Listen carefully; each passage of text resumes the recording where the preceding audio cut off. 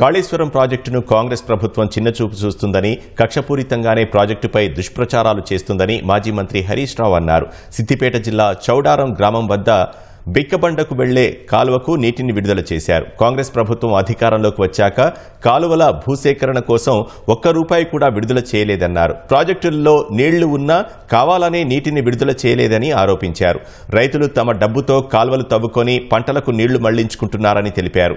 ప్రభుత్వం రైతులపై ప్రేమతో పనిచేయాలి కానీ పగతో పనిచేస్తుందని విమర్శించారు.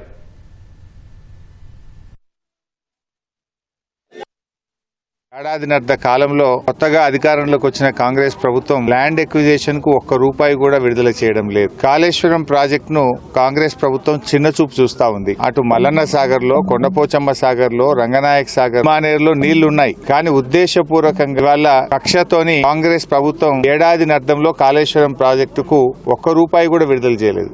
అంటే వందలాది ఎకరాల్లో పంట కాపాడడానికి రైతుల కష్టాన్ని చూసి ఇవాళ ఈ కాలువ తవ్వించి రైతులకు నీళ్లు అందిస్తా ఉన్నాం. కనీసం ఒక 15-20 కోట్లు భూసేకరణకు విడుదల చేయండి, 1,00,000 ఎకరాలు నీళ్ళు ఇచ్చే అవకాశం ఉంది ఈ జిల్లాలో అని చెప్పి నేను మంత్రి గారి దృష్టికి కూడా నిన్న కూడా తీసుకుపోయాను. అసెంబ్లీలో కూడా ప్రశ్నించాం. కానీ నిజాలను మీరు దాచిపెట్టి ఏదో గోబల్స్ చెప్పి బురద జల్లాలనుకుంటే పండుతున్న పంట సాక్ష్యం, నీళ్ళు అందుతున్న రైతులే సాక్ష్యం.